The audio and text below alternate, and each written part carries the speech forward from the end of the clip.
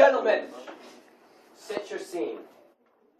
The Mutara Nebula. The USS Enterprise, in command of Admiral James Tiberius Kirk, is in conflict with the USS Defiant in control of his arch-nemesis Khan.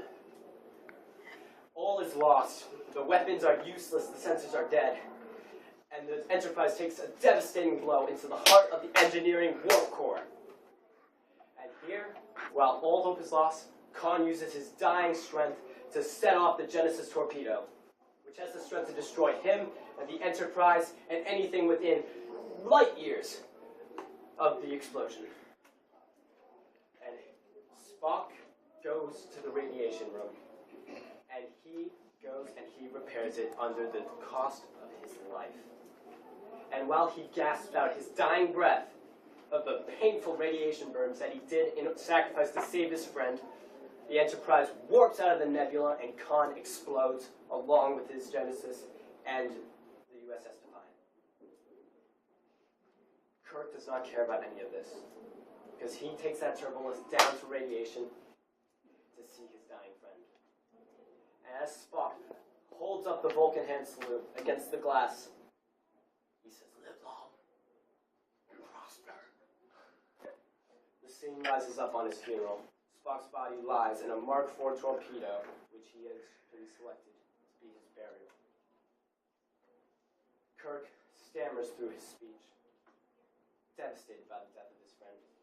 Lieutenant Savick, Spock's soon-to-be successor, a tear runs down her cheek.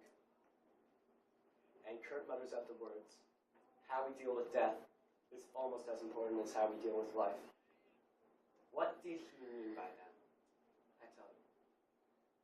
Spock would have been happy with the way he had died. Spock, with his unfeeling and stern exterior, had emotions that ran deeper than any human. And even though he would never say it in the course of his lifetime, he did love Captain Kirk. He was his best friend. And Spock had always said the needs of the many outweighed the needs of the few, or the one. And he had no regrets about sacrificing his life to save his friends and his crew. And as they shot Spock's burial torpedo into the Genesis planet, Kirk smiles into the planet and he says, he feels young. Because he knows that life within itself has its negative components, and death is one of the worst. But death is a part of life. And Spock was willing to throw a 150-year lifespan away in order to save his friends. And therefore, death, as part of life, cannot be as bad as a death in vain. And Spock did not die in vain.